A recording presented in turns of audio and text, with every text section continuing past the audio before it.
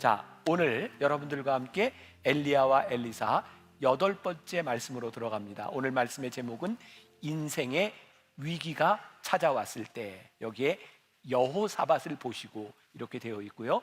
오늘 말씀을 함께 나누는 분들 가운데 내가 지금 인생의 위기 가운데 있어 라고 하는 분들이라면 이 말씀 가운데서 이 위기를 어떻게 헤쳐나갈까, 또 길을 좀 찾는 시간이 되었으면 좋겠습니다. 오늘은 영상으로 말씀을 열지 않고 여러분들이 조금 알아야 되는 몇 가지의 지식을 함께 나누면서 말씀 속으로 들어갈 텐데, 여러분들이 이 정도를 알면 오늘 말씀을 이해하는데 좀 도움이 될 것 같아요. 제가 토요일 날 이렇게 여러분들에게 설명을 해주면서 제가 나이 들었구나 라고 하는 것을 느꼈는데 제 총기가 흐려졌어요. 그래서 막 중간중간 막 잊어버리고 그래서 막 또 가서 보고 막 이랬는데, 오늘도 그럴 수 있어요. 네, 잘해볼게요. 설명을 제가 여러분들에게 하고 여러분들이 말씀에 도움이 될 수 있도록. 자, 여기 이스라엘 지도입니다. 간단해요. 여기가 지중해고요. 요 밑으로가 애굽이고 이쪽으로는 이제 아라비아 사막이 되어 있습니다. 성서의 세계를 이야기할 때 보통 이렇게 해서 근동 지방이라고 이제 이야기를 합니다. 우리가 말씀을 이해하는데 굉장히 중요한 단서가 되는 것 중에 하나가 이렇게 요 기점으로 해서 이렇게 나누면 요 위를 가리켜서 우리가 뭐라고 얘기하죠? 북이스라엘이라고 이야기를 하고, 이쪽을 가리켜서 남유다. 그래서 왕들이 나올 때도 이 왕들이 북이스라엘의 왕인지 남유다의 왕인지 이걸 좀 알면 성경을 이해하는데 도움이 많이 됩니다. 자, 이 이스라엘 이 성경의 이야기 가운데는 전쟁이 굉장히 많이 나옵니다. 전쟁을 하는 나라들, 이 엘리사 시대에는 특히 아람이라고 하는 나라하고 전쟁을 많이 하게 되는데, 대개 요쪽 위 지역에 해당하는 것이 아람입니다. 오늘날로 이야기하면 시리아 지역이 되겠고요. 아람 하면 우리 성경에서 생각나는 게 아람 나라의 문둥병에 걸렸던 나아만 장군 이야기가 나오잖아요. 아람에서부터 이렇게 요단 강가에 와서 나왔던 이 아람이라고 하는 나라가 있어요. 또 이스라엘에는 암몬과, 자, 요쪽 지역을 우리가 얼추 암몬이라고 이야기할 수 있고, 요쪽 지역을 우리가 모압이라고 이야기할 수 있어요. 이 두 나라가 많이 나옵니다. 다윗 시대에는 암몬하고 전쟁을 많이 하죠. 라빠에서 전쟁을 했던 이야기도 많은 얘기 안 할게요. 자, 암몬, 모압, 요 두 나라는 어떻게 해서 생겼냐면, 우리가 잘 알고 있는 아브라함의 조카 롯의 후손이 암몬과 모압이 되죠. 이 두 나라가 많이 나와요. 요 밑으로 나라가 하나 또 있어요. 이게 뭐냐면 에돔이라는 나라입니다. 이 에돔이 만들어지게 된 건 바로 야곱과 에서의 후손들이 에돔이라는 나라를 만들게 됩니다. 이 이스라엘 역사, 이 성경에 보면 계속해서 에돔과 모압과 암몬과 아람, 이 나라들과의 전쟁들이 계속해서 나오고 있어요. 오늘 말씀은 북이스라엘과 남유다 그리고 에돔이 이렇게 동맹을 맺어서 이 모압과 전쟁을 하는 이야기입니다. 더 복잡한가요? 이건 알아야 돼요. 이스라엘과 유다와 에돔이 동맹을 맺고 모압과 전쟁을 하는데 오늘 일어났던 기적의 이야기입니다. 자, 여기까지는 이제 지리에 대한 부분이고, 오늘 우리가 조금 알아야 될 인물이 몇 명 있는데, 오늘 사실 주인공은 이 여호사밧이 될 것 같아요. 그런데 아합에게는 자식이 셋이 있습니다. 하나는 아하시야, 그리고 오늘 여기 등장하는 여호람. 자, 오늘 여호람이라고 하는 왕이 여호사밧에게 동맹을 맺어서 전쟁을 하자 이렇게 이야기를 합니다. 그리고 자식이 하나 더 있어요. 아달랴. 자, 그리고 여호사밧에게도 아들이 하나 있는데 그 아들 이름이 여호람입니다. 성경에는 이렇게 요람이라고 불릴 때도 있어요. 여호람하고 이름이 같아요. 그래서 성경을 읽는데 굉장히 헷갈립니다. 그래서 여러분들이 알아야 되는 게 아합의 아들도 여호람이고 여호사밧의 아들도 여호람이구나, 이렇게 알면 됩니다. 그 북이스라엘과 남유다에 있는 그 왕들 가운데 이 사람이 좋은 왕, 좋지 않은 왕이라고 이렇게 구분되는 것은 우상을 숭배하느냐 그렇지 않느냐에 있어요. 여호사밧은 좋은 왕입니다. 좋은 왕 여호사밧, 이 정도 기억하세요. 자, 여호람하고 이제 여호사밧하고 이제 같이 이제 동맹을 맺고 일어나는 이야기인데, 이 여호사밧은 굉장히 잘못한 게 하나 있어요. 뭐냐면 아합과 이 여호사밧이 같은 시대에 있었는데 둘이 딸과 아들을 정략 결혼을 시킵니다. 요 여호람과 아달랴가 결혼을 하는데, 이 아달랴는 누구의 딸이에요? 아합, 그리고 부인 이세벨. 그러니까 우상 숭배가 남유다로 들어오게 되고, 이 아달랴는 여호람과 함께 형제 6을 다 죽이고 나라를 굉장히 위기에 처하게 만들게 됩니다. 요 사이에서 아들이 나오는데 그 아들 이름이 아하시아예요. 이름이 또 똑같아. 그래서 성경을 보면 요 아하시아하고 또 헷갈리는 부분도 있어요. 여기에 이름이 같고 여기에 이름이 같으니까 헷갈리지 말아라 얘기해도 뭐 방법은 없어요. 자, 일단 요 정도 알고 여기에 등장하는 사람을 기억하면서 오늘 말씀을 들으면 조금 도움이 될 것 같아요. 자, 요 시대에 이스라엘에 이제 위기가 찾아옵니다. 자, 또 한번 갈게요. 이 아합이 우리가 오므리 왕조라고 이야기를 하잖아요. 오므리 왕조. 오므리 왕조 때에 이 아합 시대에 여기 사마리아라고 하는 성을 건립할 정도로 굉장히 강대한 나라를 이뤘어요. 근데 오므리에서 아합에서 아하시아를 거쳐서 여호람으로 오는 동안 나라가 굉장히 어려워집니다. 요때 강대했던 데는 이 나라들이 이 북이스라엘에 조공을 바쳤어요. 그런데 이 모압이라고 하는 나라가 이 오므리 왕조가 점점 쇠퇴하니까 뭐 굳이 우리가 뭐 이렇게 조공을 바쳐야 돼 하고 반기를 들었어요. 그래서 여호람이 요 세 나라와 함께 모압과 전쟁을 하자라고 하게 된 거죠. 그래서요, 전쟁을 하게 됐는데 세 나라가 연합을 해서 전쟁을 하려고 나왔는데, 제가 사실은 성지에 가서 요 유다 요 광야에 가서 제일 높이 올라가서 이 모압과 암몬과 에돔 땅을 다 보면서 제가 이제 설명을 했어요. 영상팀에서 이걸 좀 못 찾아요. 그래서 오늘 이제 영상으로 못 하고 제가 이렇게 설명을 하게 됐는데, 여기에 올라가서 이렇게 이제 전쟁을 하려고 했는데, 문제는 전쟁을 하려고 하는데 물이 없는 거예요.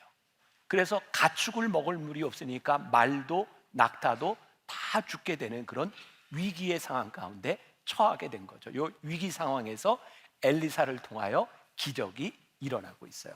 자, 제가 말씀을 시작하면서 혹시 오늘 여러분들 가운데 위기를 맞이하는 분이 있다면, 인생의 위기 가운데 있다면 이 말씀이 도움이 될 거다, 이런 이야기를 했어요. 제가 그 위기라고 하는 것을 이렇게 쳐보니까 여기저기 위기에 관한 많은 이야기들이 나오는데, 그 중에 앤드류 그로브라고 하는 사람이 있는데요, 2013년도에 세상을 떠났는데 헝가리 출신의 엔지니어로 인텔이라고 하는 회사의 CEO를 지낸 사람입니다. 이 사람이 이런 얘기를 했어요. 3류 기업은 위기에 의해 파괴되고 2류 기업은 위기를 이겨내며 1류 기업은 위기로 인해 발전한다. 우리가 잘 아는 유명한 존 F 케네디는 그의 연설 가운데서 한자를 가지고 위기라는 말을 가지고 연설을 했던 적이 있어요. 위험할 기회기. 그래서 우리들이 위험에 처해 있는 것은 기회가 될 수 있다, 이렇게 얘기를 하기도 했어요. 혹시 유재석이라고 들어보셨나요? 네, 유재석 씨도 이런 얘기를 했습니다. 진짜 위기는 위기인데도 불구하고 위기인지 모르는 것이다. 하지만 그보다 더 큰 위기는 위기인지 알면서도 아무것도 하지 않는 것이다. 위기인지 알면서도 아무것도 하지 않으면서 나 혼자 살려고 하는 것, 바로 그것이 우리에게 닥친 가장 큰 위기이다. 지금 이스라엘에 위기가 닥쳤어요. 그 위기의 때에 우리는 무엇을 해야 되는가? 여러분들의 삶의 위기가 찾아왔어요. 우리는 이 위기의 순간에 무엇을 해야 할까? 자, 오늘 말씀에 등장하는 두 주인공, 저 남유다의 여호사밧과 북이스라엘의 여호람에 대한 이야기라고 했는데, 이 여호람이라고 하는 인물에 대해서 성경이 뭐라고 얘기하는가? 열왕기하 3장 2절 3절에 보니까 이렇게 되어 있어요. 자, 그가 누구냐면 여호람이에요. 여호와 보시기에 악을 행하였으나 그의 부모가 누구예요? 아합과 이세벨 그의 부모와 같이 하지는 아니하였으니 이는 그가 그의 아버지가 만든 바알의 주상을 없이 하였습니다. 아합보다 괜찮다는 얘기예요. 그러나 그가 느밧의 아들 여로보암이 이스라엘에게 범하게 한 그 죄를 따라 행하여 떠나지 아니하였더라. 지난주에 제가 여러분들에게 여기에 예루살렘이 있고 여기에 베델이라고 하는 도시가 있다라고 이야기를 하면서 이 베델을 종교의 중심지로 삼으면서 우상 숭배가 있었다. 기억하시죠? 제가 분명히 얘기했어요. 네, 분명히 얘기했어요. 바로 이 느밧의 아들 여로보암의 죄, 우상 숭배를 했던 바알과 아세라는 제거했지만 아직도 우상을 숭배하고 있는 사람이었다. 여호람이 그런 상태에 있었던 거죠. 자, 그런 여호람이 이렇게 동맹을 맺어서 전쟁을 하려고 하는데 문제가 뭐였다고요?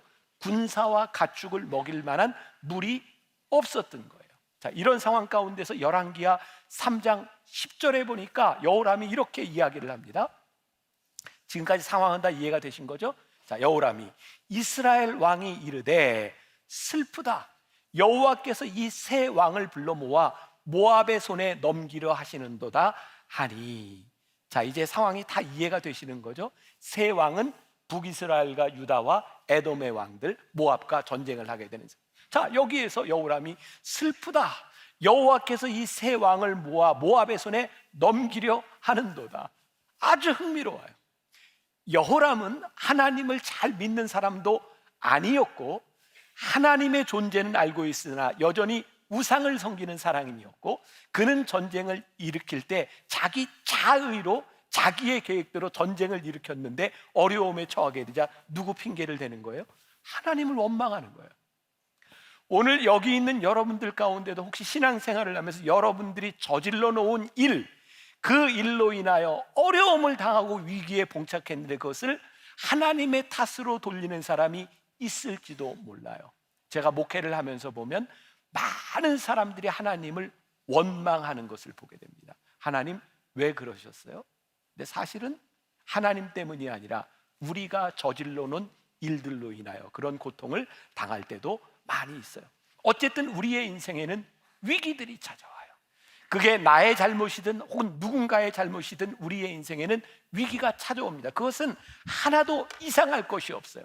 문제는 우리들이 위기에 처했을 때 우리들이 어떤 사람인지 우리의 믿음이 어떠한지가 드러난다는 거예요. 저는 또 이런 생각을 해요. 우리가 신앙생활을 하면서 믿음에 대한 이야기를 참 많이 하는데 사실 믿음이 우리들의 삶에서 드러나거나 내가 믿음이 필요해라고 잘 느끼지 못한다는 거예요. 사실은 위기의 순간이 올 때 우리의 믿음이 어떤지 그 믿음이 드러나게 되어 있는 거죠. 자, 진짜 믿음이 있는가? 믿음이 있는 사람은 우리의 위기의 순간에 믿음을 가지고 하나님께 길을 묻습니다. 그런데 믿음이 없는 사람은 우리의 위기의 순간에 하나님을 원망하게 되죠. 오늘 여러분들의 삶의 위기 가운데 하나님께 길을 묻고 있다면 우리는 믿음 가운데 있는 것이 분명해요. 오스왈드 챔버스의 주님은 나의 최고봉 3월 19일자에 보면 믿음의 삶에 대해서 이렇게 쓰고 있어요. 믿음은 자신이 어디로 이끌리는지 전혀 알지 못하지만 이끄시는 그분을 사랑하고 아는 것입니다. 믿음의 삶이란 지성이나 이성적인 삶이 아니라 우리에게 가라고 하신 그분을 알아가는 삶입니다. 따라서 믿음의 뿌리는 그분을 아는 경험적, 인격적 지식에 있습니다. 믿음의 뿌리는 그분을 아는 경험적, 인격적 지식에 있습니다. 하나님은 선하신 분이고 하나님은 공의로우신 분이고 하나님은 진리이시고 하나님은 아름다운 분이시고 하나님은 전지전능하신 분이고 그 하나님을 우리의 지식과 우리의 인격적으로 알아갈 때 우리들은 올바른 믿음 생활을 해요. 믿음이 드러나요. 그런데 이 하나님을 우리들이 인격적이고 지식적으로 알지 못하면 우리는 위기 상황 가운데서 진짜 믿음이 무엇인지 드러나지 않는 거예요. 여러분들 스스로 여러분들에게 물어보세요. 나는 지금 믿음으로 올바른 삶을 살아가고 있는가? 지난주에 저희 처가 식구들과 함께 식사를 하게 됐어요. 남자들끼리 여기저기서 이제 아버지 아들들 이렇게 뭐 삼촌 이렇게 이야기를 하는데 이야기 주제가 주식 투기와 투자에 대한 이야기를 가지고 논쟁이 일어났어요.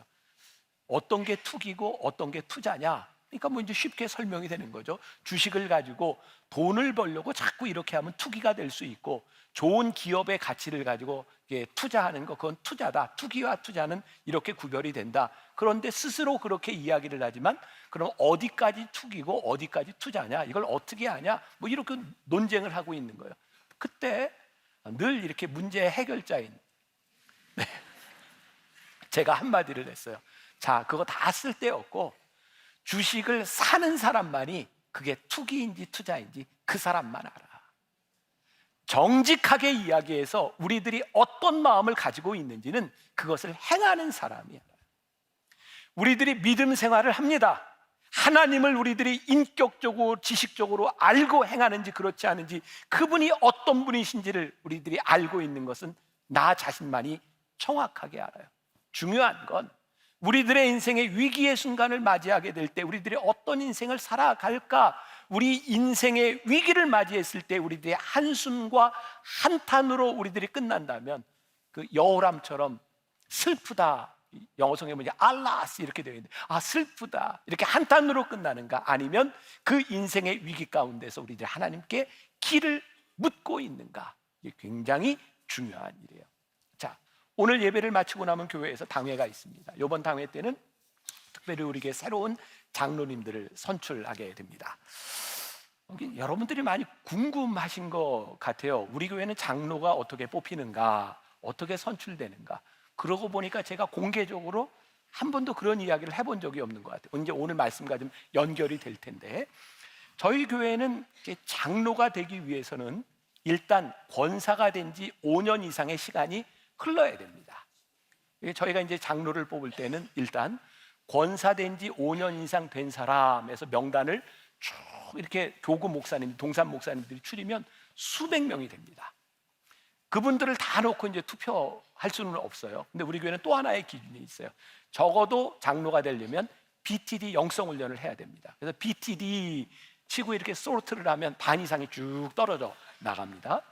그리고 저희 교회에서는 장로가 되기 위해서는 적어도 이 정도 봉사는 하고 성경 공부를 이 정도는 해야 된다. 이렇게 또 이제 교족에서 솔트를 하면 또 우르르 이렇게 이제 떨어져 나갑니다. 그리고 그 사람들을 이제 놓고 저희 장로님들이 2번, 그리고 목회자들이 1번 안에서 이렇게 투표를 해요. 어떤 투표를 하냐면 이분이 이렇게 될 만한 자격이 있는가 없는가, 그리고 계속 이렇게 잘려져 나가요. 그리고 다른 사람은 아무도 보지 못하지만 저만 보는 자료가 딱 하나 있어요. 그게 뭐냐면 헌금이에요. 적어도 장로가 되려면 11조를 정확히 하는 사람이 장로가 될 수 있다. 그럼 또 거기서 또 이렇게 떨어져 나가요. 그래서 그렇게 올해 최종적으로 추려진 사람이 16명이에요. 근데 16명만 추려진 이유는 대상자들이 수십 명이 되기 때문에 이번에는 장로님들끼리 회의를 하면서 올해에는 55세 이상 된 분으로만 투표를 합시다. 이렇게 했더니 16명이 추려진 거예요. 그리고 그분들을 놓고 우리 연말기획위원회에서 장로, 목사들이 다 투표를 해서 80% 이상 득표를 받은 사람만 오늘 당회에 이제 천거를 하는 겁니다. 근데 당사자들은 아무도 몰라요. 왜? 저희 교회는 장로를 뽑을 때 본인에게 장로될 의향이 있느냐 없느냐 이런 거 묻지 않습니다.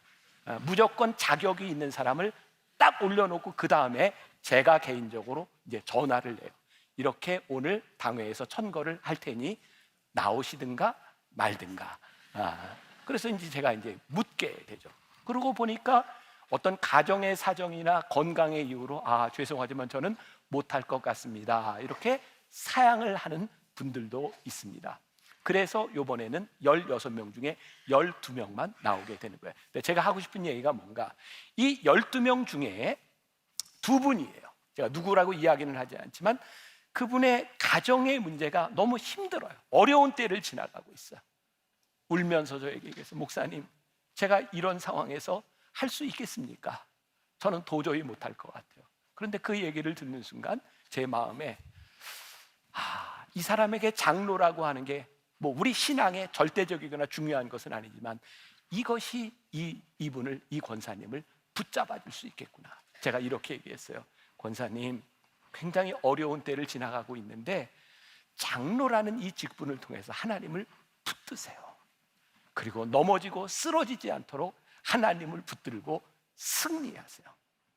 우리의 인생의 장로일 수도 있고 아니면 어떤 다른 것일 수도 있고, 한 가지 분명한 것은 우리 인생의 위기를 지나갈 때에 우리들이 하나님을 붙드는가 아니면 한숨과 한탄으로 우리의 인생을 그냥 지나가는가라는 것은 다른 문제라는 거예요. 오늘 말씀을 듣는 여러분들 가운데 우리의 인생의 위기를 지나가고 있는 분이 있다면 우리들이 믿음 안에서 하나님을 붙든다고 하는 것이 얼마나 중요한 일인지 몰라요. 자, 오늘 말씀의 주인공인 여호사밧과 그리고 여호람과 엘리사의 대화가 이렇게 나오고 있어요. 제가 이 중간에 소제목을 동문서답 이렇게 잡았는데, 이 대화를 보면 정말 말이 안 통하는 대화들을 서로 하고 있어요. 여러분들이 집에 가서 한번 열왕기하 3장을 쭉 보시면 아, 그렇구나 라고 느낄 수 있는 부분이기도 해요. 동문서답이 무슨 뜻인지는 알죠? 동쪽 문을 닫으니 서쪽이 답답하다. 네. 근데 그 말이 딱 말, 동문서답이 진짜 그런 말인 거예요. 이거 말이 안 통하는 거예요. 여기에 보니까 여호람이 자기가 처한 이 어려움에 대하여 여호와께서 우리를 죽이려 하시는다, 자꾸 하나님에 대한 이야기를 하잖아요. 그랬더니 엘리사가 너 왜 자꾸 그런 이야기를 하냐? 그래서 13절에 보니까 내가 당신과 무슨 상관이 있나이까? 엘리사가 여호람 왕한테 이렇게 얘기해요. NIV 성경에 보니까 이런 표현이 되어 있어요. What do we have to do with each other? 이걸 조금 의역을 하면 이런 말이겠죠. 왜 자꾸 이 일에 대하여 나를 엮으려고 하세요? 나는 하나님의 선지자인데 당신이 지금 하고 있는 하나님과 관계없는 일인데 왜 자꾸 나한테 이런 이야기를 합니까? 보세요. 우리들이 위기의 순간에 하나님께 기도하고 하나님께 길을 묻겠다고 하는데 엘리사가 자꾸 나하고 엮지 말라라고 이야기를 하는, 이 부분을 어떻게 우리들이 이해할 수 있는가? 무슨 얘기냐면 여호람이 아버지와 어머니의 죄를, 우상숭배는 다 제했다고 하지만 아직 그가 우상숭배를 하고 있는 거예요. 지금 엘리사는 이런 말을 하고 있는 거예요. 자꾸 나와 엮지 말고 지금 우상숭배를 하고 있으니 그 우상에 가서 물으라는 거예요. 네가 지금 하나님께 이렇게 기도하고 나에게 도움을 청할 만큼 더 염치가 없는 사람이라는 거예요. 제가 여기서 중요한 말씀을 여러분들에게 드려요. 우리 중에 하나님의 자비하심을 얻을 만한 자격이 있는 사람이 누가 있어요? 우리가 하나님의 은혜를 입은 것은 우리의 자격이 아닙니다. 그런데 제가 말도 안 되는 이야기를 좀 할게요. 우리들이 하나님께 자비를 구하기 위해서는 자격이 필요해요. 이게 무슨 귀신 씨나라 까먹는 소리, 말도 안 되는 얘기를 제가 지금 하고 있잖아요. 정리해 볼게요. 우리가 하나님께 우리의 자격으로 자비와 긍휼을 받는 게 아니에요. 그런데 우리들이 하나님께 자비를 구할 때에 자비를 구할 자격이 필요해요. 여호람이요, 하나님께 자비를 구할 만한 자격이 없다는 거예요. 우리의 완전함의 자격이 아니라 우리들이 하나님께 자비를 구할 만한 겸비함이 여호람에게 없다는 거예요. 역대하 7장 14절 유명한 말씀이죠.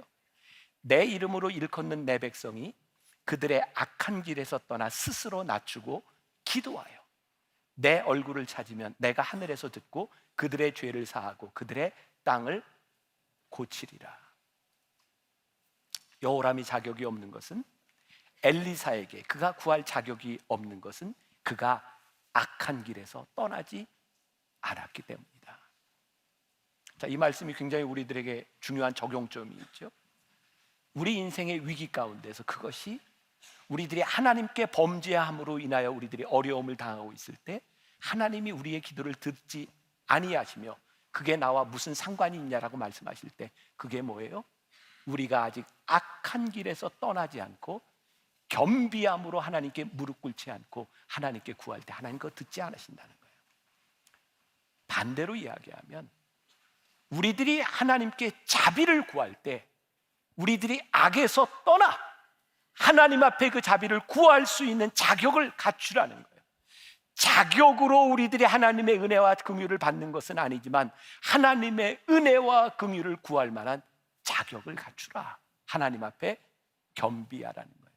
오늘 엘리사가 이렇게 얘기합니다. 여호람에게 내가 이 위기 가운데서, 이 어려움 가운데서 너희를 구하는 것은 내가 여호사밧의 얼굴을 봄이 아니면 내가 절대로 이 기적을 너희들에게 행하지 아니하리라는 거예요. 지금 그런 말이 생각나요? 친구 따라 강남 간다. 우리 교회 권사님 가운데 하나가 저에게 몇 번을 그런 부탁을 했어요. 예배를 마치고 났는데, 목사님, 우리 나무 식구 중에 지금 너무 힘든 시간을 지나가고 있는 사람이 있는데 목사님 기도해 주세요.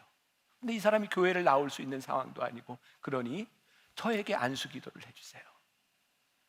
몇 번을 그랬어요. 제가 그 권사님을 보면서, 야, 저 나무 식구가 복이다. 너무 귀했어요. 아니, 제가 무슨 능력이 있어서 제가 뭐 병을 낫게 할 만한 그런 능력이 있겠습니까? 그런데 안타까운 마음으로 그 식구를 위해서 기도하는 그 사람을 바라보며 간절히 기도할 수밖에 없는 것을 보며 참 귀하다. 여호사밧의 얼굴을 봄이 아니면, 오늘 내가 네 얼굴을 봄이 아니면 네 자식을, 네 남편을, 네 아내를 내가 은혜를 베풀 수 없는데, 내가 네 얼굴을 봐서 내가 네 가정을 위해 내가 구한다 라고 이야기할 수 있는 것, 내가 누군가에게 여호사밧과 같은 존재가 된다고 하는 것이, 아니 나에게 여호사밧과 같은 친구가 있다고 하는 것이 우리들에게 진짜 큰 복이구나. 여러분들에게 그 복을 누릴 수 있는 축복이 있기를 간절히 소원합니다. 자, 기적의 이야기를 합니다. 오늘 말씀의 초점, 어떻게 기적을 베풀고 일어났느냐보다 왜 이런 기적이 일어나고 있는가. 자, 열왕기하 3장 15절을 봅니다. 엘리사가 이렇게 얘기합니다. 이제 내게로 검은고 탈 자를 불러오소서 하니라. 검은고 타는 자가 검은고를 탈 때에 여호와의 손이 엘리사 위에 있더라. 이렇게 성경에 보면 이렇게 악기를 통해서 하나님의 영이 이렇게 임하는 그 매개체가 되는 것을 보게 되죠. 다윗도 악한 영을 내쫓으려고 기도할 때 악기를 쓰게 되고, 오늘 엘리사에게도 그래요. 그래서 저는 이렇게 찬양, 오늘도 귀한 연주를 들으니 이게 참 귀하다. 이 시간들을 통하여 하나님의 영이 임할 수 있도록 이 음악이 이렇게 귀한 역할을 하는구나. 이 검은고를 탈 때 여호와의 영이 엘리사의 손에 임했다. 그리고 엘리사가 이야기를 하는 거예요. 16절, 그가 이르되 여호와의 말씀이 이 골짜기에 개천을 많이 팔아 하셨나이다. 자, 여기에 제가 이제 여기에 올라가서 이쪽 지역을 이제 모압과 에돔 땅을 이렇게 보게 되었는데, 여기에는 대개 건천이에요. 와디라고 이야기를 하죠. 비가 오면은 비가 그냥 쫙 흘렀다가 홍수처럼 났다가 그냥 다 이렇게 그냥 땅 속으로 스며들어가는 그런 와디 지역이 많습니다. 그런데요, 엘리사에게 하나님의 영이 임했을 때 뭐라고 이야기하냐면, 여기 골짜기마다 어떤 개천을 많이 팔아, 이렇게 이야기를 합니다. 이게 굉장히 엉뚱한 이야기입니다. 지금 문제가 뭐예요? 전쟁을 하러 왔는데 물이 없는 거예요. 군사와 동물들을, 가축들을 먹일 물이 없는데 지금 뭐라고 얘기해요? 개천을 팔아. 그러면서 지금 나오는 이야기가 뭐냐면, 지금 이들은 비가 오는 것도 물이 있는 것도, 자, 성경 17절에 보니까 17절, 여호와께서 이르시기를 너희가 바람도 보지 못하고 비도 보지 못하되 이 골짜기에 물이 가득하여 너희와 너희 가축과 짐승이 마시리라 하셨나이다. 엘리사가 이렇게 이야기하지만 그들이 순종하기가 힘든 거예요. 왜? 그들은 아직 바람도 비도 보지 못했어요. 중요한 것은 검은고를 탈 때에 여호와의 영이 엘리사에게 임했다는 거예요. 엘리사는 지금 누구의 이야기를 하고 있어요? 하나님께서 그에게 주신 이야기를 하고 있습니다. 그 말을 듣는 사람들이 순종하기 어려운 이유는 그들은 아직 본 것이 없는 거예요. 그건 누가 봤어요? 엘리사가 봤어요. 제가 몇 년 전 성군 다윗, 하나님께 길을 묻다라고 하는 시리즈 설교를 하면서 제가 써놨던 글이 좀 있어요. 좀 읽어드릴게요. 우리는 문제가 생기면 적어도 신앙이 있는 사람이면 기도한다는 거예요. 제가 수년 전 강남금식 기도원에 매월 한 번씩 가서 이렇게 설교를 했던 적이 있습니다. 참 많은 사람들이 금식하러 기도원에 옵니다. 그런데 해결되지 않는 신앙의 문제가 있습니다. 기도하면서 하나님의 뜻을 묻고 성경을 보면서 하나님의 뜻을 알고 응답을 받고 내려오지만 현실로 돌아오면 우리가 이렇게 말한다는 거예요. 그런데 말입니다, 하나님께서 저에게 말씀해 주셨지만 저의 상황이 이렇게 녹록하지 않습니다. 우리가 응답을 받는 것과 우리의 상황에서 하나님의 뜻대로 사는 것은 별개의 문제입니다. 위기를 가지고 엘리사에게 도움을 구하고 엘리사가 검은고를 탈 때 하나님의 영이 임했고 엘리사가 본 것을 그들에게 이야기하고 응답해 주셨는데 응답을 들은 그들이 순종하는 것은 별개의 문제라는 거예요. 오늘 우리의 신앙의 문제가 그렇구나, 저 스스로도 돌아봅니다. 하나님, 우리가 하나님을 믿고 우리의 마음이 뜨겁고 우리가 하나님께 그렇게 간절히 부르짖던 때에 우리들에게 충만했던 그 마음들이 어디로 사라져 버렸습니까? 언제부터인가 우리들의 계산, 이성, 그래서 우리들의 현실을 바라보며 이건 순종하기 참 힘들다고 말하는 것이 우리들에게 참 많아졌던 것 같습니다. 오늘날 우리들이 하나님을 믿으며 우리들의 삶에 기적이 사라지고 하나님의 역사를 경험하지 못하는 많은 이유들 가운데 하나가 우리들의 이 믿음과 순종의 용기들이 사라졌기 때문이 아닙니까? 오늘 18절에 아주 흥미로운 말씀이 나옵니다. 이것은 여호와께서 보시기에 작은 일이라. 여호와께서 모압 사람도 당신의 손에 넘기시리니. 작은 일이라. NIV 성경에 보니까 easy thing이라는, easy thing. 너희들이 보기에는 개천에 땅을 파고 거기에 물이 찬다고 하는 것이 불가능해 보일지 모르지만 여호와께 그것은 작은 일이라, 쉬운 일이라는 거예요. 하나님께서 하시면 하실 수 있는 일이라는 거예요. 그런데 우리들이 그 하나님을 우리들이 보지 아니하고 그 하나님을 우리의 마음에 품지 아니하고 우리들이 믿는다고 하면서 우리는 우리의 생각대로만 살아가는 거예요. 제가 오래전에 읽었던 조엘 오스틴의 긍정의 힘이라는 책에 나오는 이야기예요. 아주 재밌는 이야기예요. 어떤 중동의 부자가 미국의 PGA 골프 선수하고 골프를 치고 싶었어요. 그래서 며칠을 초청해서 운동을 하고 너무 감사해서 이 골퍼에게 이렇게 얘기합니다. 원하는 게 있으면 얘기하세요.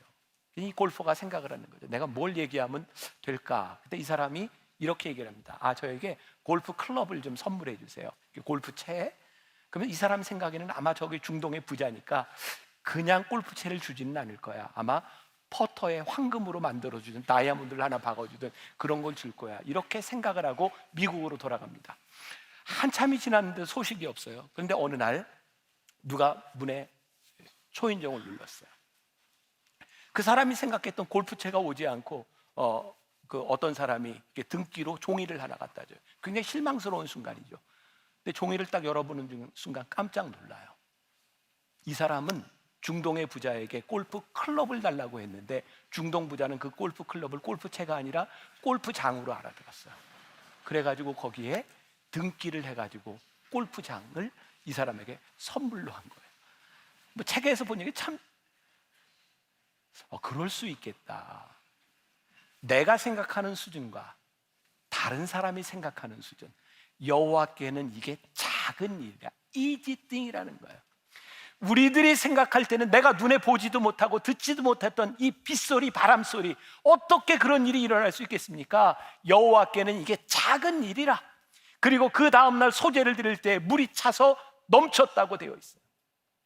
그런데 이 기적이 여호람의 말을 듣고 나온 기적이 아니라 여호사밧을 보고 하나님께서 기적을 행하셨어요. 오늘 우리들에게 기적이 필요하다면 여호와께서 행하실 수 있는 easy thing, 하나님께서 우리들에게 행하시는데 우리들이 겸비함으로 우리의 자격을 갖추라는 거예요.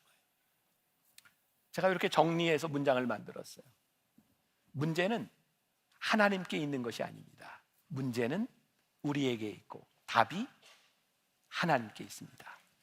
문제가 있는 것이 문제가 아니라 문제를 가진 우리가 어떻게 하나님께 나아오느냐는 것입니다. 제가 정리했지만 너무 다시 한번 읽어드려요. 문제는 하나님께 있는 것이 아닙니다. 문제는 우리에게 있고 답이 하나님께 있습니다. 문제가 있는 것이 문제가 아니라 문제를 가진 우리가 어떻게 하나님께 나아오느냐는 것입니다. 말씀을 오늘 이제 마무리하려고 해요. 우리들이 어떤 모습으로 어떤 믿음으로 하나님께 나아오는가? 저를 비롯해서 여기에 있는 여러분들 모두는 우리 인생을 살아가며 위기의 순간들을 경험합니다. 크고 작고 많고 적음의 차이이지 이 원리에서 벗어나는 사람은 아무도 없습니다. 중요한 것은 우리들이 위기의 순간에 우리들이 믿음을 가지고 어떻게 하나님 앞에 서느냐는 것이죠. 어떻게 겸비함으로 하나님께 서느냐는 것이죠. 오늘 이 말씀은 여러분들 누군가에게 굉장히 도전이 되고 여러분들이 그렇게 실천해야 되는 이야기일 수 있어요. 지난달 제가 캐나다 토론토에서 이제 집회를 인도하고 그 교회 장로님이 저를 대접해 준다고 캐나다 토론토에 있는 CN 타워라고 제일 높은 그런 타워로 저를 데려가서 이렇게 밥을 사주셨어요. 그 위에 올라가면 이렇게 360도 그 타워가 돌아갑니다. 사진을 좀 한번 보여주실까요? 네, 저게 이제 CN 타워인데요. 다음 거. 네, 저기가 이제 돌아가는 거예요. 제가 저기 있었어요. 하나 또 보여주세요. 사람들이 저기에서 이렇게 이제 걷는 것도 하고요. 제가 사실은 30년 전에 저기를 갔었어요. 제가 시카고에 유학을 가서 처음 아마 부활절 휴가 때 우리 애들 유치원 다니는 애들 데리고 처음 여행을 가서 나이아가라 폭포를 갔다가 저 CN 타워를 올라갔는데 올라간 이유는 그 당시에 저 CN 타워가 세계에서 제일 높은 타워다. 그리고 저 위에 동그란 데 가면 그 바닥이 유리로 되어 있어서 거기 있으면 그 바닥이 저렇게 보여요. 예, 저렇게 프레임이 있고 저기에 설 수 있는 거죠. 저게 제 발입니다. 제가 찍은 거예요. 여러분들에게 좀 보여주려고 이제 찍었는데 저기에 가서 제가 30년 전이 생각이 난 거예요. 우리 아이들하고 저기에 올라갔는데 탁 저기 올라가자마자 우리 애들이요 그 유리를 막 걸어가는데 얼마나 근데 애들이 막 뛰어요 거기서. 그리고 바닥에 누워가지고 사진 찍어달라 그러고 막 제 가슴이 철렁 내려왔는데 가만히 생각해보니까 내가 바보야. 아니 뭐 다들 그러는데 내가 무서워할 이유가 없잖아요. 나도 거기 갔는데 이왕이면 나도 한번 올라가 보리라. 그리고 딱 유리에 발을 디디려고 하는데 무서워요. 제가 진짜 태어나서 처음으로 오금이 저리다 걸 제가 경험을 해봐서 정말 오금이 저려요. 그래서 거기를 유리에 바로 못 내딛고 아까도 봤지만 프레임이 이렇게 있어요. 프레임 위에 이렇게 발을 대고 이렇게 밑을 본 거예요. 바닥이 저기 까마득 그렇게 보이는데 거기서 갑자기 그런 생각이 나요. 내가 참 멍청하다. 바보. What a stupid. 이 바보야 내가. 왜냐하면 이거 깨지면 프레임 위에 있든 유리에 있든 죽는 건 마찬가지예요. 내가 이걸 왜 여기에 앉아서 이러고 있나, 서서 이러고 있나. 그리고 유리에 딱 올라갔는데 역시 무서워요. 그때 내가 아주 강렬하게 제 마음에 품었던 생각이 있어요. 내가 참 바보 같다. 아니 이 많은 사람들이 여기에 있어도 아무 문제 없는데 나는 왜 무서워할까? 그리고 오늘 이 시간 전에도 많은 사람들이 여기에 다녀갔을 텐데 그들에게 아무 문제도 없었는데 나는 왜 무서워할까? 그러면서 그때 제가 이렇게 글을 썼던 게 있었어요. 그 CN타워 그 유리 위에서 그렇습니다 하나님. 우리의 믿음의 선진들이 우리보다 앞서 이 위험하고 무섭게 보이는 이 길을 지나갔고 그들이 믿음으로 승리했는데 우리는 왜 그 믿음의 선배들이 지나갔던 그 믿음의 족적을 보지 아니하고 이렇게 두려워하고 있는가? 그리고 30년 후에 그 자리에 서서 똑같은 생각을 했어. 내가 또 무서워하고 있다. 그러고 보니까 그렇게 높은 데서 유리 바닥에 서서 무서워하지 않을 사람이 없는 거예요. 왜? 당연한 거예요. 그런데 이 무서움 가운데서 우리들이 가질 수 있는 확신이 있는 거예요. 이거 깨지지 않아. 우리 이전의 사람들도 여기를 밟고 지나갔어. 오늘 우리의 인생의 위기 가운데서 우리들이 하나님 앞에 기도할 수 있는 게 있네요. 하나님, 제가 힘들고 어려운 위기의 시간들을 지나갑니다. 그런데요, 하나님 이 순간들이 하나님 앞에 이지생 작은 일을 하시지 않았습니까? 제가 믿음으로 이 길을 이기고 나아가기를 원합니다. 근데 어떻게? 겸비함으로. 하나님, 제가 잘못 살았던 것, 제가 하나님 앞에 범죄했던 것, 제가 다시 복음 앞에서 다시 믿음 안에 서서 제가 내 위기의 순간을 기회의 순간으로, 하나님의 역사하심의 순간으로 만들어 가겠습니다. 오늘 엘리사가 여호사밧의 얼굴을 보고 기적을 만들어내요. 어떻게? 그가 만든 것이 아니라 하나님의 영이 그의 손에 임했을 때. 오늘 여러분들의 삶에 이 기적이 일어나기를 간절히 소원합니다. 여러분들의 욕망을 이루는 기적이 아니라 여러분들의 위기 가운데서 역사하시는 하나님의 기적이 오늘 여러분들에게 있기를 주님의 이름으로 간절히 축원합니다. 우리 다시 복음 앞에 찬양합시다. 다시 복음 앞에, 다시 복음 앞에 내 영혼 선해 주님 만난 그때 나 다시 돌아가 주님께 예배드리며 다시 십자가의 길 걸을 다시 복음 앞에, 복음 앞에 내 영혼 선해 주님 만난 그때 나 다시 돌아가 주님께 예배드리며 다시 십자가의 길 걸을 많은 이들 말하고 말하고 많은 이들 노래는 하지만 정작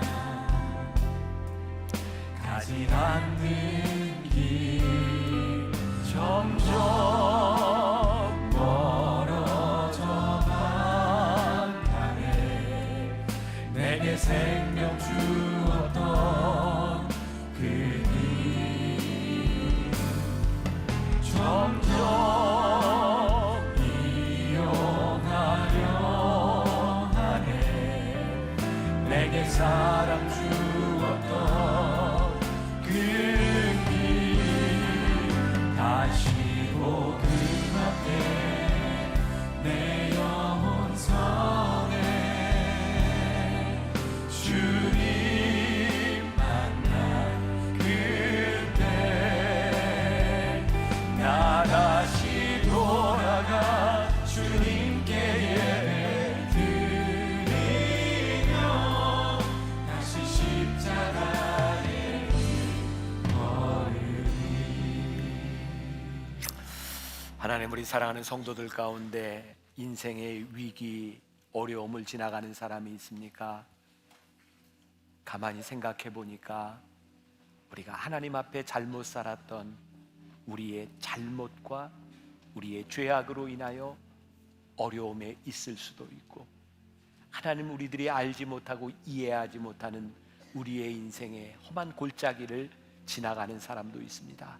한 가지 분명한 것은 우리가 하나님 앞에 자비를 구할 수 있는 겸비한 사람들이 되게 하여 주옵시고, 우리의 인생의 문제가 하나님께는 작은 일이라 하나님께서 행하시면 우리가 믿음으로 순종하면 이길 수 있는 길이기에 우리가 순종하며 다시 한번 복음 앞에 정직하게 겸비함으로 서겠습니다. 다짐할 수 있는 우리 성도들이 되게 하여 주옵소서. 지금은 우리 주 예수 그리스도의 은혜와 하나님 아버지의 무한하신 사랑과 성령의 인도하심이 우리의 인생의 위기 한가운데서 하나님을 바라보며 믿음으로 고백하며 나가는 당신의 사랑하는 모든 백성들 위해 지금부터 영원까지 함께 하시기를 간절히 축원하옵나이다. 아멘.